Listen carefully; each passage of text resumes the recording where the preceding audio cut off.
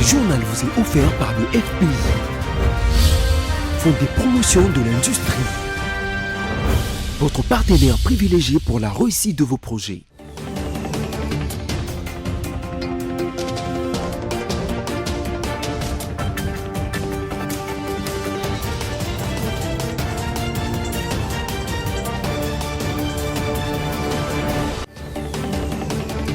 Vous nous suivez ici à Kinshasa et ses environs en passant par Brazzaville. Bonsoir et bienvenue à cette nouvelle session d'information sur BSC Télévision.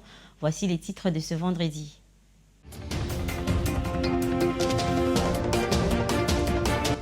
Le prix Nobel de la paix 2018, candidat à l'élection présidentielle Denis Mukwege, est attendu à Bukavu, au Sud Kivu, ce samedi 25 novembre 2023 pour son tout premier meeting de la campagne électorale. 2 numéros de téléphone ont été mis à la disposition de la population en vue d'entrer en contact avec la police congolaise en cas de tracasseries policières pendant cette période préélectorale. Et enfin, après plusieurs semaines de guerre, c'est ce vendredi 24 novembre que débute la trêve entre Israël et Hamas. Au total, 13 otages ont été libérés. Les développements, c'est tout de suite. Voilà tout pour le sommaire. Encore une fois, bonsoir et bienvenue. Si vous nous rejoignez, après le Congo central, le candidat président Félix Tshisekedi s'est rendu hier à Kindu, dans la province du Maniema. Dans le cadre de sa campagne électorale, le chef de l'État était accompagné de la première dame Denise Nyakero Tshisekedi. Jeanette Fika nous fait revivre les moments forts de son arrivée dans cette province. C'est autour des 18h qu'il est arrivé au lieu du meeting, accueilli par une foule qui a patienté pendant des heures pour prêter oreille attentive à celui qu'ils appellent affectueusement Fachi Béton.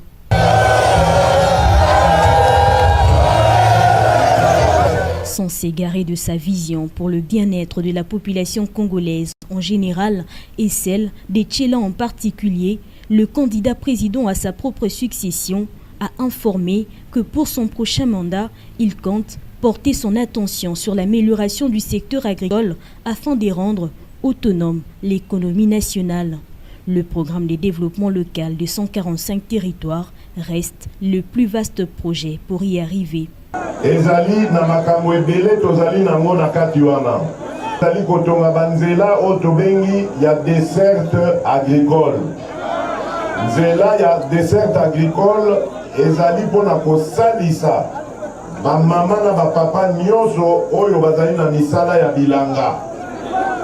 Misala wana biso na Congo tozalaki na tendance ya ko négliger yango. Lelo toye komona que mosala ya bilanga nde eleki motuya mingi na misala nyonso. Oreille attentive, le candidat président numéro 20 a promis d'y pencher toute son attention. Nous dotons chaque territoire d'infrastructures parce que nous savons qu'il n'y a pas de développement sans infrastructure. Et c'est ça la vision du programme de 145 territoires. Juste après, l'infatigable Félix-Antoine Tshisekedi Tshilombo s'est rendu à Singini, situé à 15 km de Tchéla, où il s'est incliné devant le mausolée du premier président de la République démocratique du Congo, Joseph Kasavubu.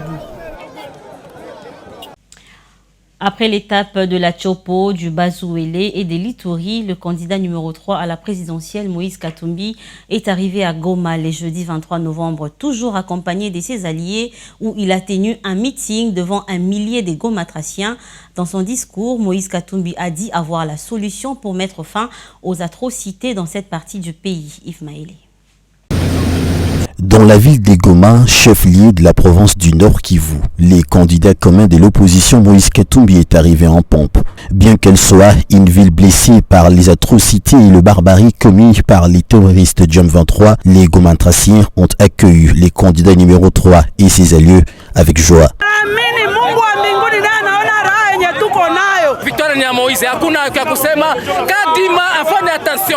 Pas à pas, Moïse Katumbi et sa suite ont parcouru la distance qui sépare l'aéroport de Goma du lieu où devrait se tenir son meeting.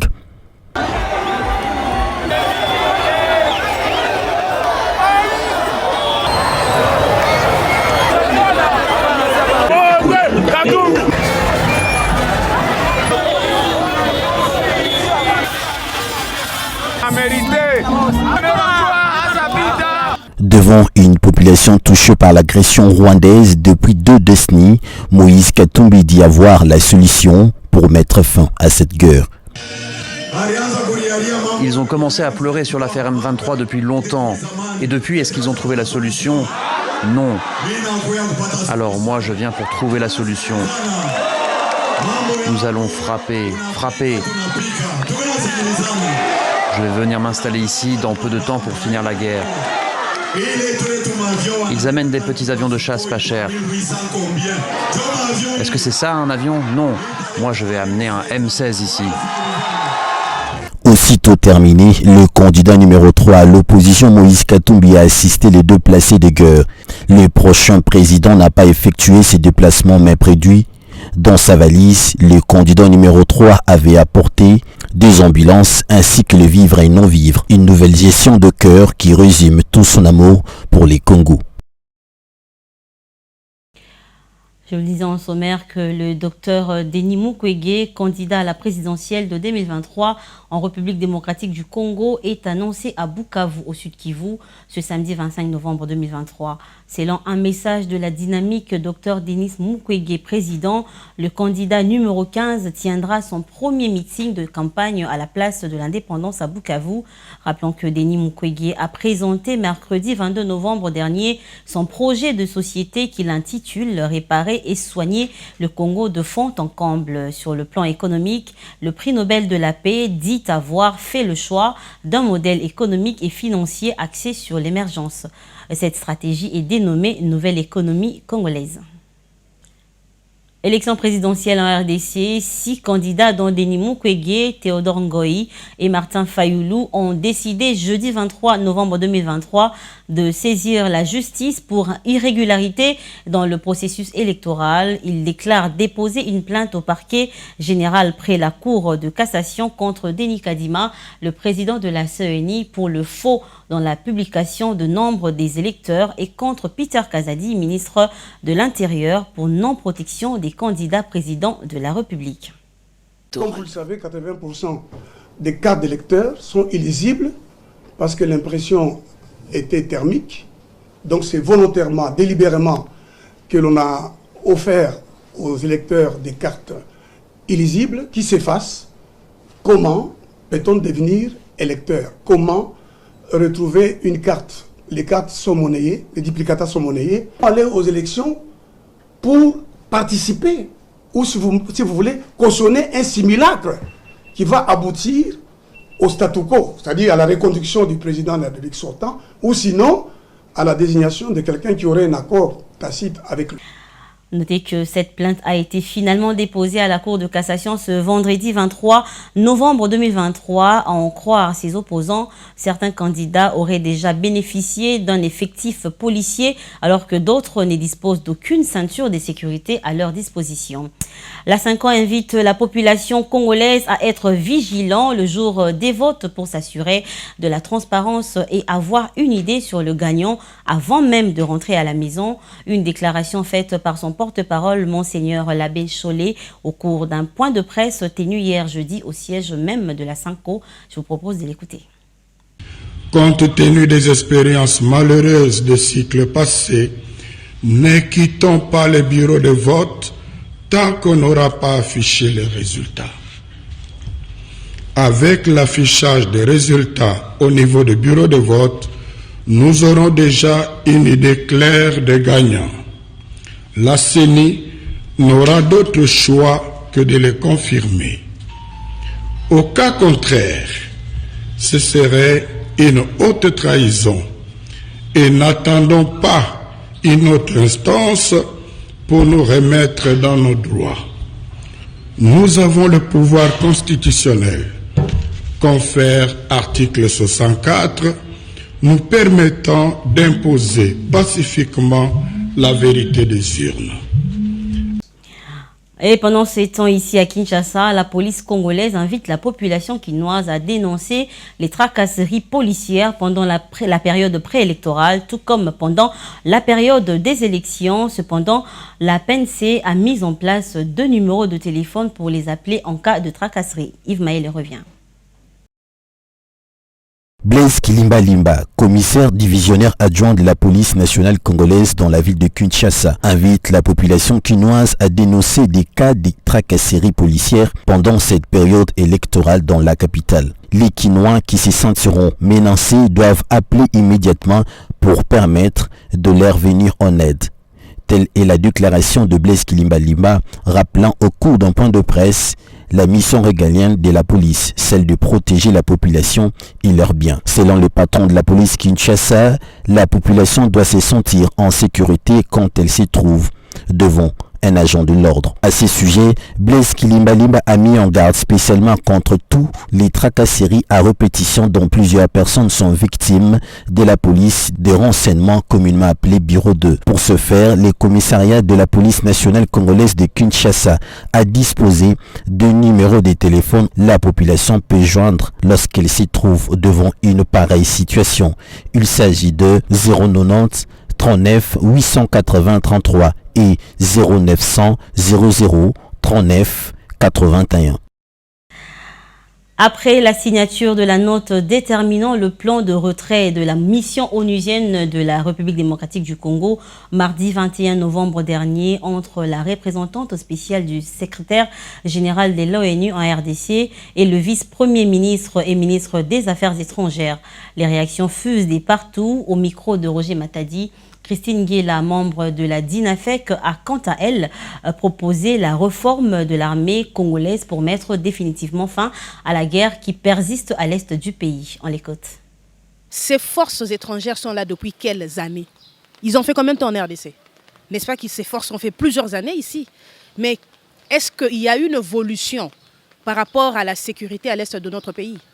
Personnellement, je ne crois pas. La guerre est là, les rebelles sont là, les peuples continuent de mourir, les femmes violées, les gens décapités. Ça, c'est de un. De deux, dire que qu'est-ce qui va devenir et tout, ça, ce sont des questions qui devaient être déjà traitées. Je crois que la MONUSCO est une mission. Elle s'est amenée avec un agenda. Ça veut dire, nous allons arriver en RDC de telle année à telle année, nous allons réaliser ceci, cela. Ils ont, n'est-ce pas, un agenda? Il faudrait que le gouvernement, s'ils vont se sentir obligés à travailler en collaboration avec la MONUSCO, déjà demander à la MONUSCO quel était leur plan après leur désengagement, après leur départ. Qu'est-ce qu'elle avait prévu par rapport à la situation de l'Est, ainsi que lui-même le gouvernement. Parce que nous n'allons pas toujours prendre la sécurité de notre pays et reposer ça sur la tête des étrangers. Ça n'a aucun sens. Nous avons une armée qui a eu à combattre dans des pays étrangers aussi et qui a remporté des multiples victoires.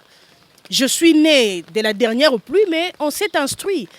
Pourquoi on ne capacite pas suffisamment les FARDC et puis on les laisse aller au front? Quels sont les résultats palpables? Réformer l'armée et puis jouer un tout petit peu du côté diplomatie aussi. Que les gens arrêtent de porter des masques. Parce que la question de l'Est, nous le savons, est une question, la guerre économique. Ça n'a rien à voir avec non, on veut balkaniser, on veut non.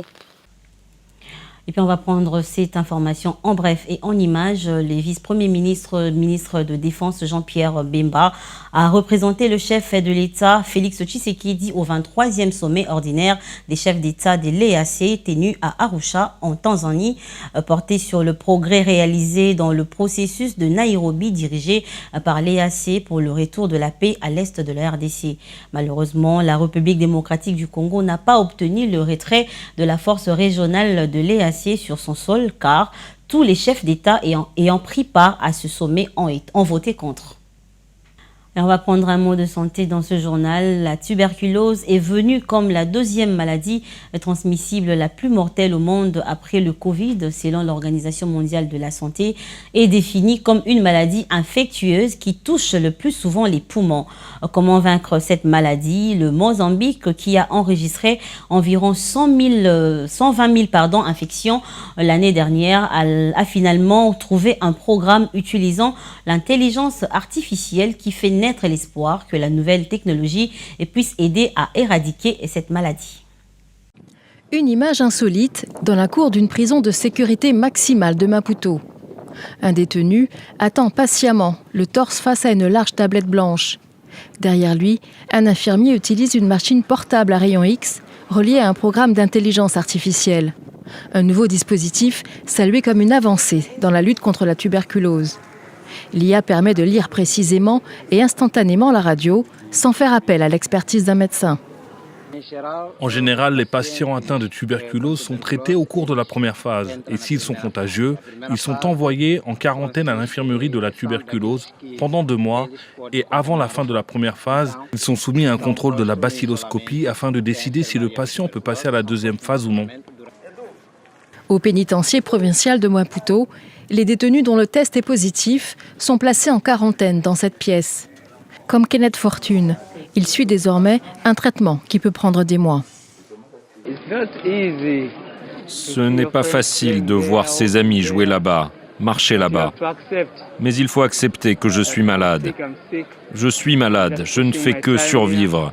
Et à un moment, le temps viendra. Et moi aussi, je partirai. Les prisons surpeuplées sont un foyer de tuberculose, la 2e maladie la plus meurtrière au monde, après le Covid. Une maladie causée par une bactérie qui affecte le plus souvent les poumons. Le Mozambique a enregistré environ 120 000 infections l'année dernière. On espère désormais que cette nouvelle technologie contribuera à éradiquer la maladie.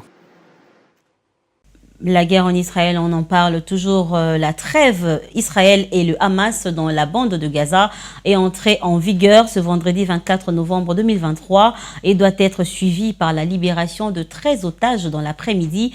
Premier signe de la calmie après des semaines de guerre. Élément de réponse avec nos confrères de France 24. Le 7 octobre, le Hamas mène des attaques sanglantes sur le territoire israélien. 1200 personnes perdent la vie et des centaines sont kidnappées. Depuis, les familles des otages manifestent régulièrement pour faire pression sur le gouvernement israélien afin qu'il fasse son possible pour leur libération. Elles ont même effectué symboliquement une marche de 5 jours entre Tel Aviv et Jérusalem.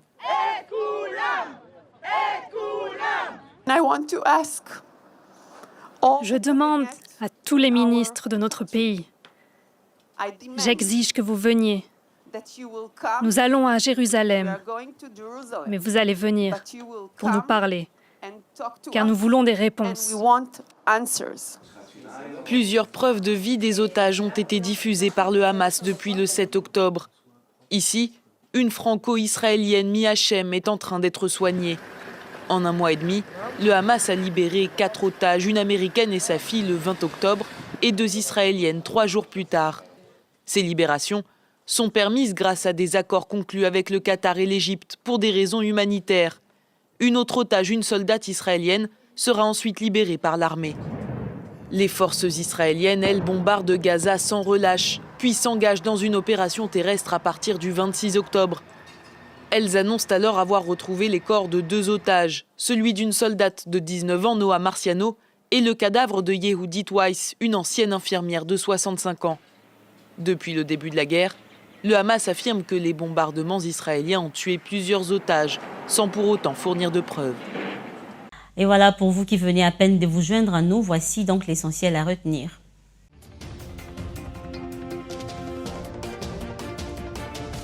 Le prix Nobel de la paix 2018, candidat à l'élection présidentielle Denis Mukwege, est attendu à Bukavu, au sud de Kivu, ce samedi 25 novembre 2023 pour son tout premier meeting de la campagne électorale. Nous vous avons donné 2 numéros de téléphone qui ont été mis à la disposition de la population en vue d'entrer en contact avec la police congolaise en cas de tracasserie policière pendant cette période préélectorale. Et enfin, après plusieurs semaines de guerre, c'est vendredi 24 novembre 2023 que débute la trêve entre Israël et Hamas. Au total, 13 otages ont été libérés. Voilà, c'est tout pour ce vendredi, mais ne quittez pas car le programme continue sur votre chaîne. Mais quant à nous, on se dit à la semaine prochaine et ce sera avec ce même grand plaisir. Bon week-end chez vous.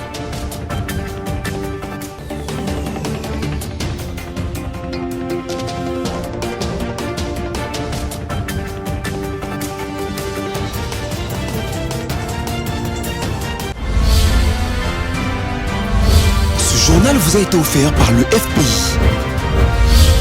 Fonds des promotions de l'industrie. Votre partenaire privilégié pour la réussite de vos projets.